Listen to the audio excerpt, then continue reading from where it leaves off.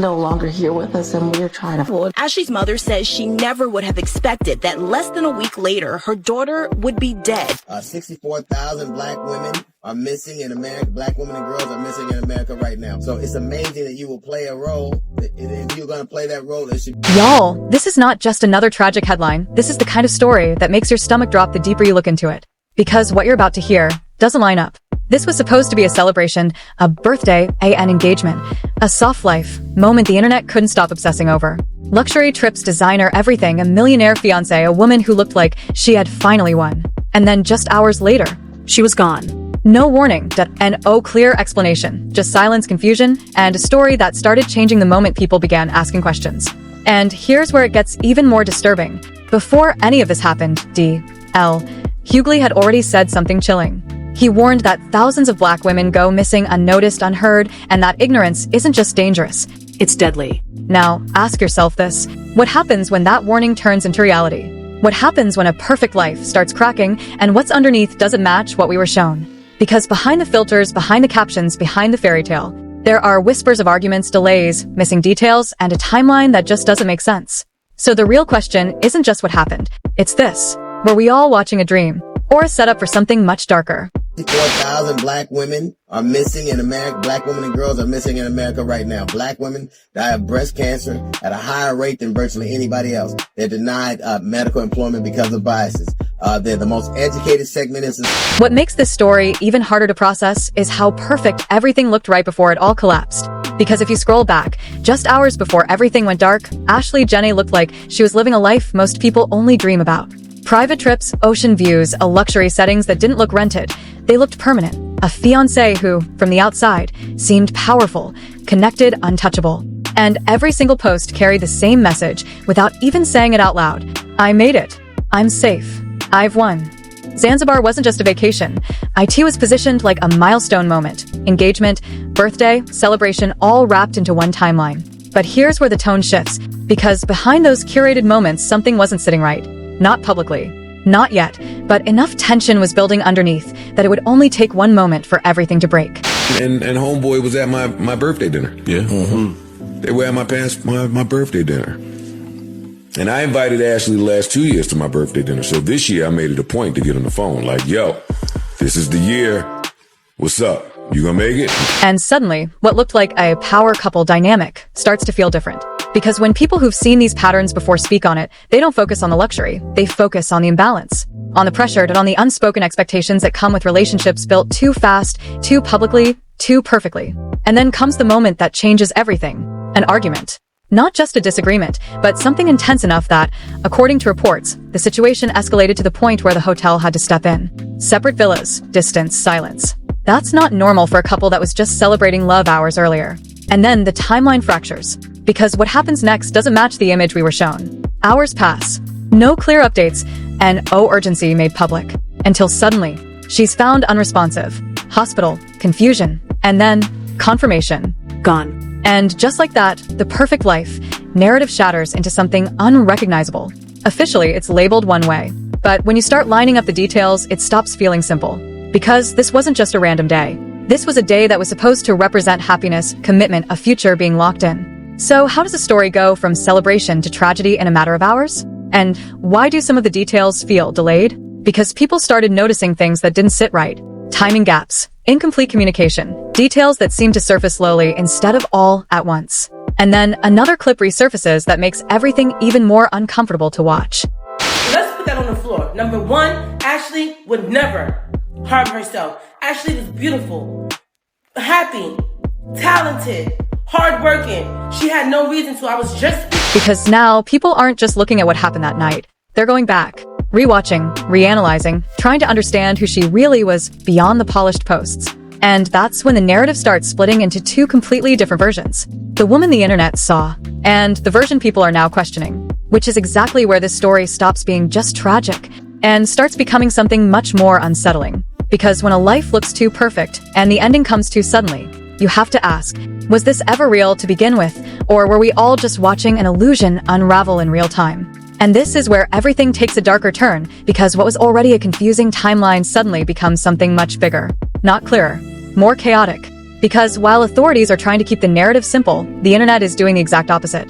It starts with whispers, then screenshots, then full-blown theories spreading faster than anyone can control. And right in the middle of all of this, something drops that changes the entire tone of the conversation. An alleged insider comment. Not confirmed, not verified, but loud enough, detailed enough, that people can't ignore it. A post claiming that the life everyone was watching might not have been what it seemed. That the relationship itself might not have started the way people thought. That what looked like love might have had a completely different foundation. And once that idea enters the conversation, everything shifts. Because now people aren't just asking what happened that night. They're asking, who is she really? And what kind of situation was this actually? Because if even a fraction of those claims are true, then the perfect life narrative doesn't just crack, it collapses. And right when that tension peaks, another layer gets added. Joe McCann is no longer just a fiancé in the story. Now he becomes part of a bigger question. Power, control, and the possibility of imbalance. Because online discussions start pointing at patterns, age differences, financial gaps, lifestyle dependencies, and suddenly, what looked like a fairy tale starts to feel uneven. Then comes another digital breadcrumb, a second Instagram account, allegedly linked, quietly deleted, no explanation, no statement, just gone. And in internet culture, nothing disappears without raising suspicion, which is exactly why this next moment hits even harder. And I don't know whether you caught it. I've been looking for it, but I know as fact, because I took some pictures from that page. Ashlee had another Instagram page. It's been taken down. Because now, this isn't just speculation anymore. It's pattern recognition. People connecting to whether they belong together or not.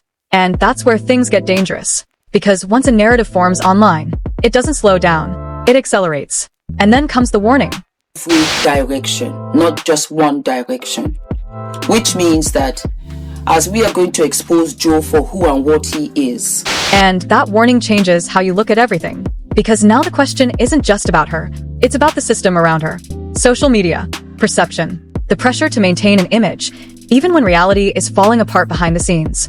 Because let's step back for a second. You have a luxury lifestyle being shown publicly, expensive gifts, high-end travel, a relationship that looks financially secure. But then, a GoFundMe appears. And that contradiction alone raises a question no one can ignore. If everything was as perfect as it looked, why was help suddenly needed? Where did the money go? Or more importantly, was that lifestyle ever real to begin with? And now we're at the most uncomfortable part of the story. Because this is where theories split into two sides. One side says, this was a happy woman, in love, living her dream life. The other side says, this was something else entirely. Something transactional. Something controlled. Something that looked glamorous on the outside, but came with hidden costs. No confirmed proof, just speculation, but strong enough that it refuses to die down.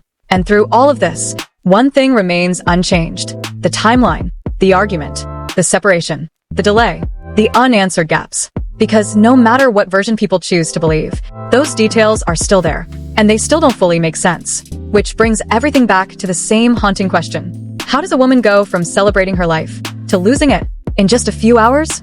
And more importantly, why does every new detail make the story feel less clear instead of more? And this is the point where the story stops feeling like speculation and starts feeling like something much heavier. Because up until now, everything could still be explained away. A tragic situation, a complicated relationship, a confusing timeline. But then a new voice enters the conversation. Not a random commenter, not an anonymous account. Someone who claims to be close. And when that happens, the tone shifts instantly. What they think may have happened to my friend. It's clear as day that this man murdered and killed my friend. He tried to... And just like that, the word no one wanted to say out loud is now being said. Not confirmed, not proven, but powerful enough to shake everything. Because once that accusation enters the narrative, this is no longer just about a tragic incident. Now, it becomes something else entirely. Now, people aren't just questioning the timeline, they're questioning the truth behind it. Because let's go back again. The argument, the separation into different villas, the hours of silence, the delayed call. Individually, they raise eyebrows. But together, they start to form a pattern that feels uncomfortable. And that's exactly why this moment hits so hard. Because now, every single detail from before starts getting reinterpreted. That argument? Was it just emotional, or something more serious? That separation? Was it for safety or control? That delay? Was it confusion or something being figured out before anyone else could see it? And this is where things become dangerous. Because when a case lives in that gray area, people fill in the gaps themselves. And the internet has already made up its mind in two completely opposite directions. One side is still holding on to the official explanation, saying this is being blown out of proportion, that grief is being turned into conspiracy, that sometimes tragedy doesn't need a deeper meaning. But the other side, they're not convinced, not even close, because to them, the inconsistencies are too loud to ignore. The timeline doesn't sit right, the communication feels delayed, the details feel incomplete. And now, with someone close allegedly speaking out, that doubt turns into suspicion. And suspicion turns into something much harder to control. Because here's the reality no one wants to admit. Once people believe something doesn't add up, they don't let it go. They dig, they question, they connect dots, even if those dots were never meant to be connected. And suddenly, this isn't just about Ashlee anymore. It's about perception, about how quickly a life can be built online, and how even faster it can be torn apart when things go wrong. Because think about it. Just days ago, she was being celebrated, admired, envied, watched by thousands who saw her as proof that the soft life was real. And now, that same life is being dissected, questioned, doubted, turned into a mystery no one can fully solve. And that contrast alone is what makes this story hit differently. Because it forces one uncomfortable question to the surface. How much of what we see online is actually real? And how much of it is carefully constructed until something breaks? Because if everything was truly perfect, then none of this would make sense. But if it wasn't, then maybe the story didn't start the way we thought it did. And maybe it didn't end the way we're being told either. Because at the center of all of this, there's still a gap, a missing piece, a version of events that hasn't fully been explained. And until that gap is filled, this story doesn't close. It lingers. It grows. It keeps pulling people back in because the truth still feels just out of reach. And that's the part that makes this unsettling. Not just what happened, but the possibility that what we think happened might not be the full story at all. And now we're left staring at a story that refuses to sit still because every version of it feels incomplete. A woman who looked like she had everything gone in hours, a timeline that raises more questions than answers, voices online getting louder, not quieter. And the truth? Still missing. Because no matter which side you believe, something doesn't fully add up. The celebration, the argument, the silence, the delay, it all collides into one uncomfortable reality. We don't know what really happened that night. And maybe that's exactly why this story won't go away. Because people don't obsess over clear answers, they obsess over gaps, over contradictions, over that feeling in your gut that something is being left out. And right now, that feeling is everywhere. Some are calling it a tragic ending, others are calling it something much darker. But until every detail is laid out, until every timeline is confirmed, until every voice is heard, this isn't closure. This is a mystery still unfolding in real time. And here's the part that hits the hardest. While the internet debates, while theories spread, while narratives fight for control, a life is still gone. A family is still searching for peace, and questions are still unanswered. So now it comes down to you. Do you believe this was exactly what it's being called? Or do you think there's something deeper hiding beneath it all? Because one thing is clear. This story isn't over, and the more people look into it, the harder it becomes to ignore.